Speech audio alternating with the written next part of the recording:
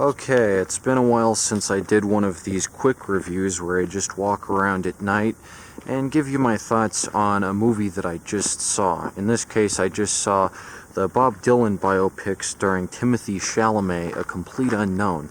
Right today in the theater, I was there and I saw it, and I figure it's worth giving you my thoughts and opinions on it so you know and can make the decision for yourself whether or not you should go see A Complete Unknown, the new Bob Dylan biopic starring Timothy Chalamet.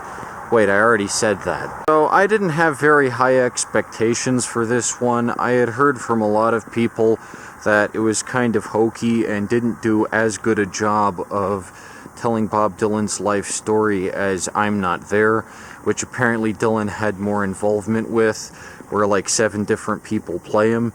But that sounds like too abstract a concept for me, and it seems kind of like a gimmick. So I was kind of looking forward more to A Complete Unknown to tell the Bob Dylan story in a more concise and standard type way. I saw an Anthony Fantano review in particular that seemed weirdly negative and just incredibly derisive about Timothy Chalamet's performance and a lot of the historical inaccuracies in the movie, like that someone screams Judas at the Newport Folk Festival, whereas in reality that was shouted at Dylan in England, I guess. But that didn't dissuade me from going into this movie with an open mind. I think what Fantano and a lot of other modern music critics don't understand is that biopics aren't the same thing as documentaries, and they don't necessarily need to be 100% historically accurate.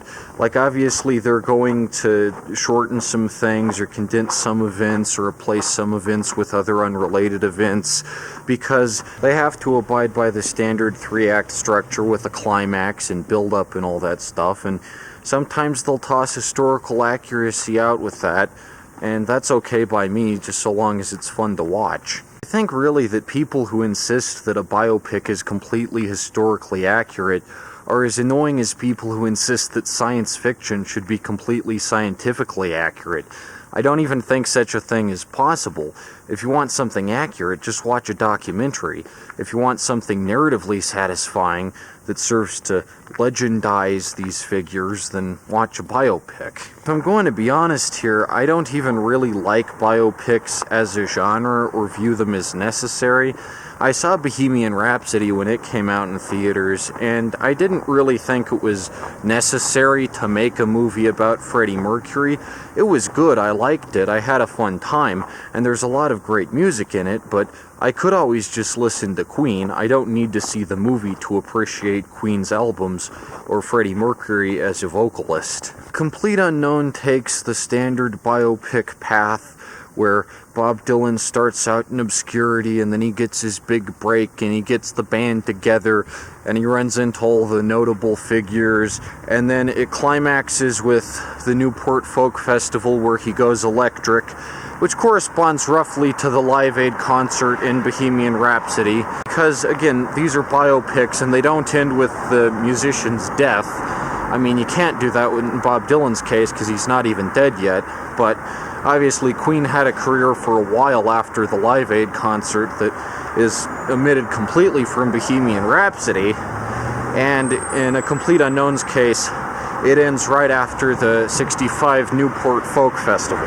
After watching Anthony Fantano's analysis of A Complete Unknown, I was expecting Timothy Chalamet to kind of do a caricature of Bob Dylan, but I didn't feel like that at all watching it. I felt like Timothy Chalamet is actually completely believable as Bob Dylan. I know this might sound crazy and some probably won't believe me unless you see the movie for yourself, but I never really minded that Timothy Chalamet was Bob Dylan. He's actually pretty damn believable in the role. Not entirely convincing. He doesn't have as nasally a voice as Bob Dylan, even when he tries to put it on. So it comes across as very understated. And Bob Dylan oftentimes isn't even the most engaging character in the movie. He kind of drifts through it. But then again, he is a complete unknown and all, so I guess maybe that's what they were going for.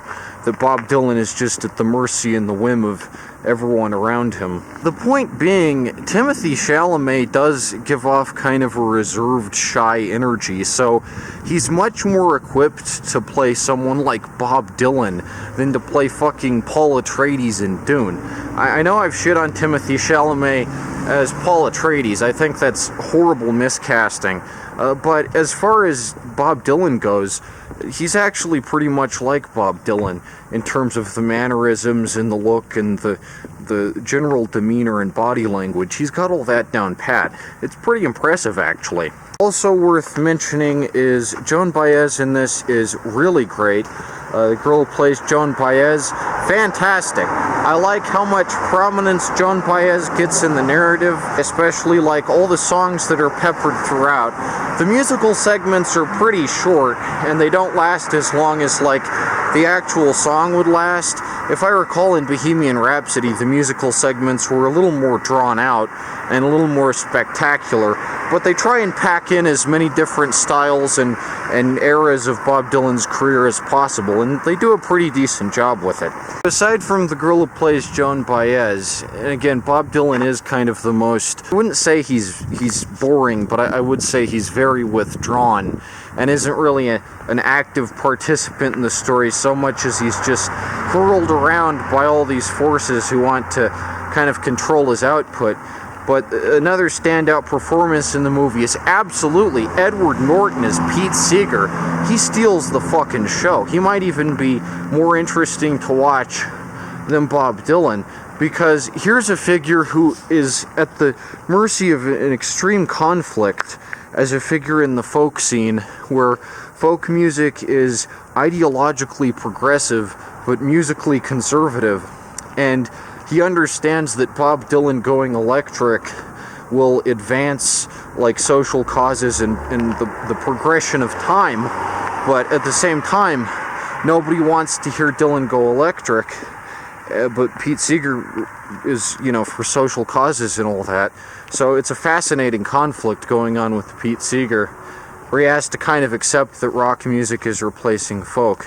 And Edward Norton just nails Pete Seeger's voice. It's phenomenal. That's perfect casting right there. I wouldn't necessarily have thought that Edward Norton would be good at Pete Seeger, but it's very convincing, and the scenes with Pete Seeger are definitely my favorites. I would say that this movie is very relatable to me as a live musician.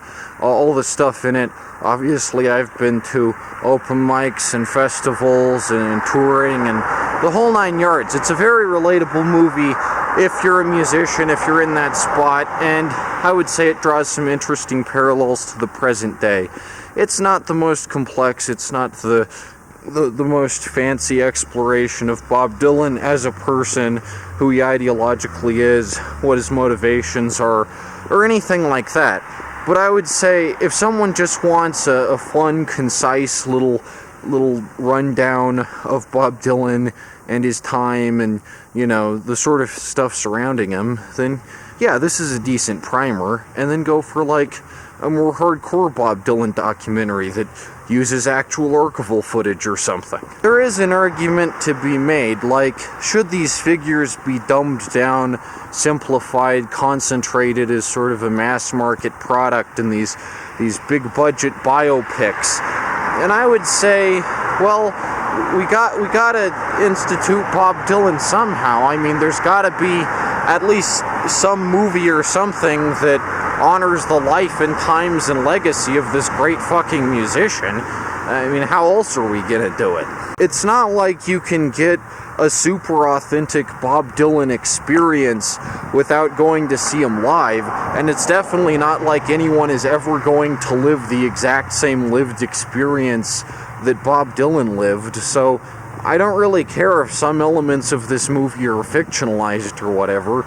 It's pretty well presented, all things considered. And again, it's a biopic, not a documentary. They're two different things.